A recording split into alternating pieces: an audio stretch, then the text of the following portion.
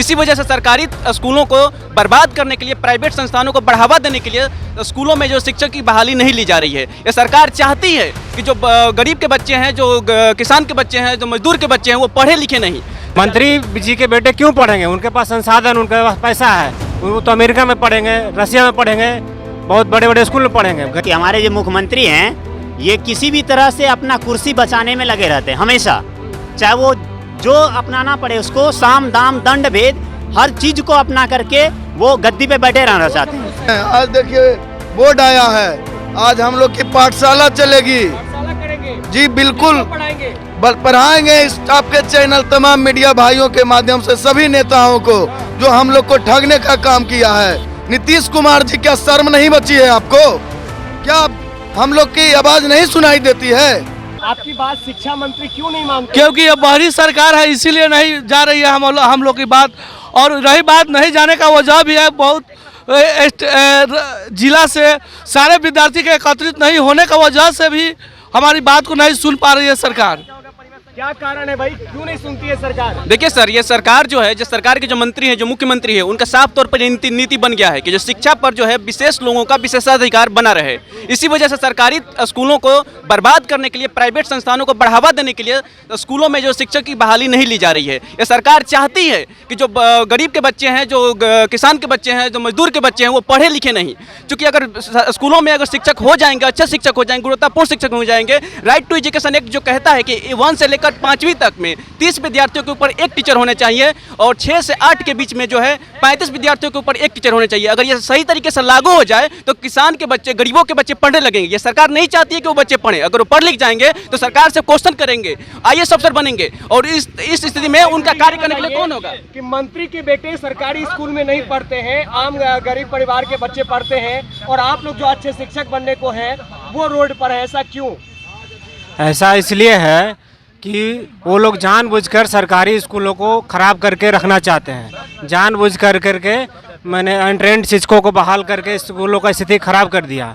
अब जबकि वो लोग प्राइवेटकरण करने की चाह रहे हैं, इसलिए सरकारी स्कूल को और खस्ता हालत बनाने की ओर सोच रहे हैं। मंत्री जी के बेटे क्यों नहीं पढ़ते सरकारी? मंत्री जी के बेटे क्यों पढ़ेंगे? उनके पास संसाधन, उनके पास पैसा है, वो तो अमेरिका में पढ़ेंगे, रशिया में पढ़ेंगे, बहुत बड़े बड़े स्कूल में पढ़ेंगे। गरीब बच्चे को वो पढ़ाना ही नहीं चाहते। नेता लोगों की एक निकम्मी सरकार है। सबसे बड़ी बात है कि ये सरकार गद्दी से हटना ही नहीं चाहती है। 20 साल से राज कर रही है और सरकार को क्या मतलब है बहाली करने का? वो तो बेरोजगार करके ही सरकार में चला रही है, तो बहाली करने से उसको क्या फायदा हो? क्वेश्चन पेपर लीक आउट करना, इसका तो आम बात हो चुका है। पूरा बिहार चाह रहा हूँ कि हमारे जो मुख्यमंत्री हैं ये किसी भी तरह से अपना कुर्सी बचाने में लगे रहते हैं हमेशा, चाहे वो जो अपनाना पड़े उसको, साम दाम दंड भेद हर चीज को अपना करके वो गद्दी पे बैठे रहना चाहते हैं। सही है, लेकिन जी, शिक्षक सड़क पर है भाई। अब इसी चीज के लिए मैं आपको आगे करना चाह रहा हूँ कि हमारे जो शिक्षा अभ्यर्थी अभी 10 दिनों से लगातार धरना पे बैठे हुए हैं। ये इतनी गूंगी बहरी हो गई है, अंधी सरकार हो गई है, इसको दिखाई नहीं दे रही है कि जो शिक्षक को बोर्ड पे होना चाहिए, स्कूल में होना चाहिए, वो रोड पे है। इतनी भी शर्म नहीं आ रही है नीतीश कुमार को, हमारे शिक्षा मंत्री को। मैं अररिया जिला से आया हूँ। भाई कहाँ से हैं आप? मैं अररिया जिला से आया हुआ हूँ। शिक्षा मंत्री आप लोग की बात क्यों नहीं मानते हैं? शिक्षा मंत्री जिसको बड़ा पद मिला है वो अपना एक तरह से समझिए वो अपना बपौती समझ रहा है, जनता को अपना गुलाम बनाना चाह रहा है। हम लोग भी आप वक्त आने जा रहा है, उसको बता देंगे कि पद का किस तरह से उपयोग करना चाहिए, उसमें हम लोग जवाब देंगे अगर हमारी बातों को न माना गया तो। उन बातों को आपने सुना होगा जब बिहार के मुखिया नीतीश कुमार समाज सुधार यात्रा कर रहे थे और जोर जोर से चिल्लाकर कह रहे थे कि एक अच्छे समाज के निर्माण के लिए शिक्षकों का होना बेहद जरूरी है। दुर्भाग्य की बात है कि चिलचिलाती धूप में ये शिक्षक यहाँ पर बैठे हुए हैं, बिहार के अलग अलग जिलों से आए हुए हैं, और भी अभ्यर्थी है, उनसे बात करेंगे हम।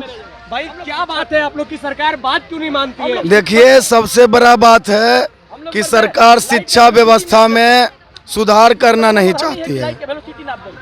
3 लाख से प्लस सीट खाली रहने के बावजूद भी भर्ती करना नहीं चाह रही है, क्योंकि अगर पढ़ेगा बालक तो सवाल करेगा बालक, और हमें वोट नहीं करेगा बालक। नीतीश कुमार जी ने पहले वादा किया 19 लाख रोजगार का, वोट लिया, धोखा दिया और बेरोजगार बना करके हमें छोड़ दिया। जब हम लोग अपने हक अधिकार की लड़ाई के लिए लड़ रहे हैं, पिछले 10 दिनों से शांतिपूर्ण प्रदर्शन कर रहे हैं, लेकिन सरकार की नींद अभी तक नहीं खुली है। नहीं खुलेगी।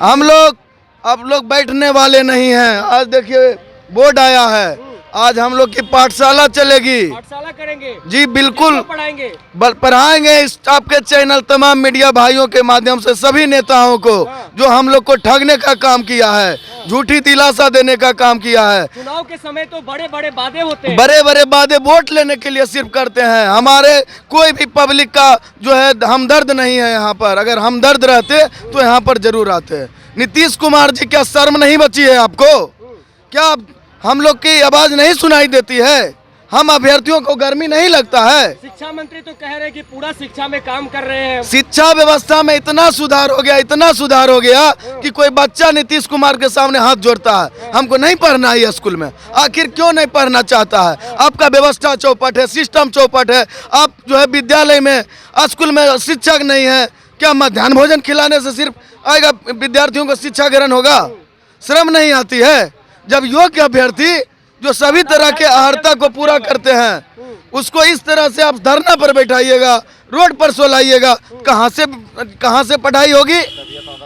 पढ़ाई कहाँ से होगी? देश कैसे बदलेगा? देश तभी बदलेगा जब शिक्षा व्यवस्था बदलेगा। सब पढ़ेगा लिखेगा तब हिंदू मुस्लिम में नहीं फंसेगा, सीधे अपनी चाहत की बात करेगा। हमें रोजगार चाहिए और कुछ नहीं चाहिए। सामाजिक, आर्थिक और राजनीतिक स्थिति ठीक करनी हो तो शिक्षा बहुत जरूरी है। देखिए, लगातार अभ्यर्थियों की आवाज़ हम दिखा रहे हैं। लाइव बिहार शुरू से ही अभ्यर्थियों की आवाज़ बनी है और सुबह से शाम तक हम आपको इन आवाज़ों से रूबरू कराते हैं। देखिए किस तरीके से तमाम जो अभ्यर्थी हैं अलग अलग जिलों से जुटे हैं। अररिया से हो, सुपौल से हो, मधेपुरा से हो और बिहार के कोने कोने से अभ्यर्थी यहाँ पर इकट्ठा हुए हैं और आज इनकी पाठशाला है और इस पाठशाला के माध्यम से बिहार के तमाम नेताओं को ये संदेश देना चाहते हैं कि ये अभ्यर्थी काबिलियत रखते हैं और बिहार की शिक्षा व्यवस्था को बदलना चाहते हैं। देखना होगा इनकी बात कब तक सरकार मानती है। हम आपको आगे भी खबरों से अपडेट कराएंगे। आपकी क्या राय है कमेंट बॉक्स में ज़रूर लिखें। वीडियो पसंद आए ज़्यादा से ज़्यादा शेयर करें। बहुत बहुत धन्यवाद आपका। लाइव बिहार यूट्यूब पर सब्सक्राइब और फेसबुक पर लाइक ज़रूर करें।